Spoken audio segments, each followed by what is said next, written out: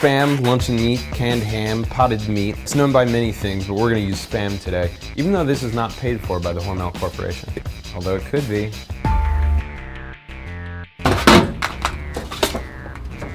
Welcome, Chef Nick Subic of King Noodle here in Brooklyn. So why is it that you and I are the kind of people that think that Spam is delicious, whereas other people might think that, oh no, this is a culinary sabotage or something? I do really like to use it. I think that it sort of meets an interesting cross-section of this, underutilized parts movement, as well as something that's just bringing a commonly known food into the mainstream of restaurant culture.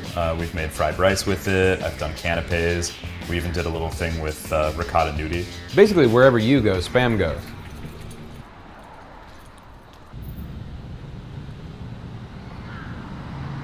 So what exactly is in Spam?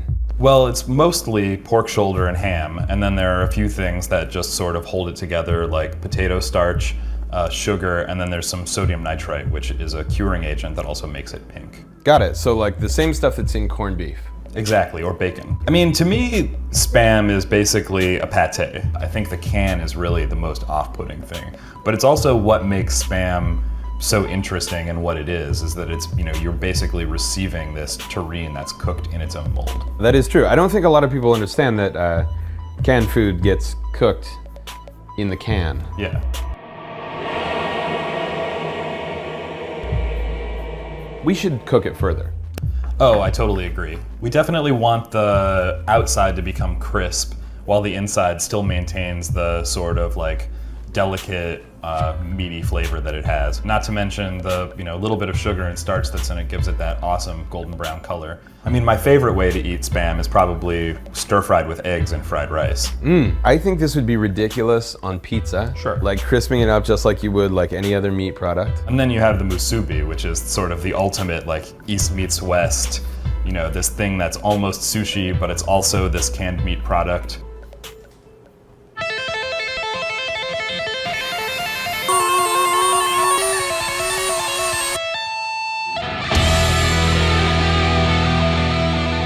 And so when I was thinking about a fun dish to make with Spam, I thought of, wait for it, s'more. I'm interested. All right. I figured you'd be the right person for this because you're always interested. If it sounds weird. I'll try it at least once. So if we're gonna make Spam s'mores, we have Spam, we need to make a marshmallow. So the first thing I like to do is get a place for the marshmallows to live. This is just a 50-50 mix of cornstarch and powdered sugar. So now that that's prepared, we're gonna move into the gelatin territory. So 3 packets of gelatin goes right in the stand mixer. So we're gonna add some cold water to that to get it to bloom. So when you're blooming gelatin, you're just saying you're not saying wake up! You're saying, come on, it's time to go to work, gelatin, let's do it.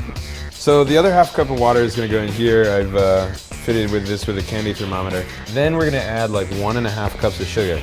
Now we'll do corn syrup, 1 liquid cup. So I'm gonna do this on medium-high heat and just keep an eye on it. My main things are don't stir it. And just like that, we're at 235. I'm gonna put this on the lowest speed, stir. The last thing you wanna do is have this thing up too high where it should splatter. I'm gonna add the secret ingredient, which I think will make this unify with Spam, and that is wasabi powder. You wanna increase to high gradually. So we used wasabi powder, and I think that the sort of mustardy agent of wasabi is gonna work so well. And I think that this is actually gonna come out as kind of like the equivalent of putting honey mustard on a ham sandwich.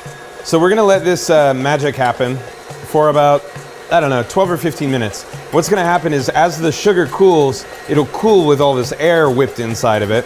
And this, it's beautiful. This is just fluff at this point. We need to get this into marshmallow form. So this might get a little messy. That's gonna make a lot of marshmallow. Go ahead, snip me. Here we go. And then from here, we make marshmallows. Will you dust these guys? I would love to. Great. So we're gonna leave these in a cool, dry place in order to set up for a couple hours. Thankfully though, we're making internet video. So these have set and they are not sticky. They're marshmallow consistency, which is very exciting. We need to cut them into marshmallow shapes. I'm just gonna cut them. And by Jove, That's a marshmallow. Wouldn't you say that's a marshmallow? That is definitely a marshmallow. Let's try one of these marshmallows. Better than a normal marshmallow. Right off the bat, it's fluffy. Very fluffy. And that wasabi is You can definitely taste it. how do you think this is going to be on Spam? I'm ready to find out. But we can't have a s'more party without an open flame. So, to the backyard.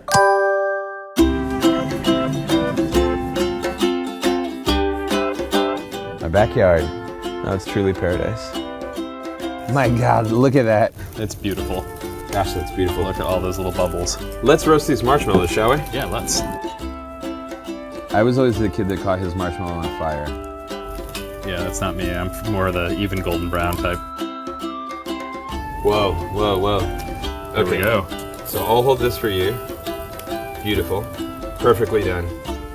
So maybe the world's first ever Spam s'mores. It's beautiful.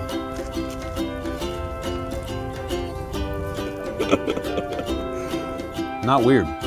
No, it is very savory and tastes a lot like, it tastes kind of like a peanut butter and mellow fluff sandwich. A real win. Yeah, you can eat this. Oh yeah. But I feel like this is something that I would actually say, like, can I have some more? Well, Nick, thanks for being here. My pleasure.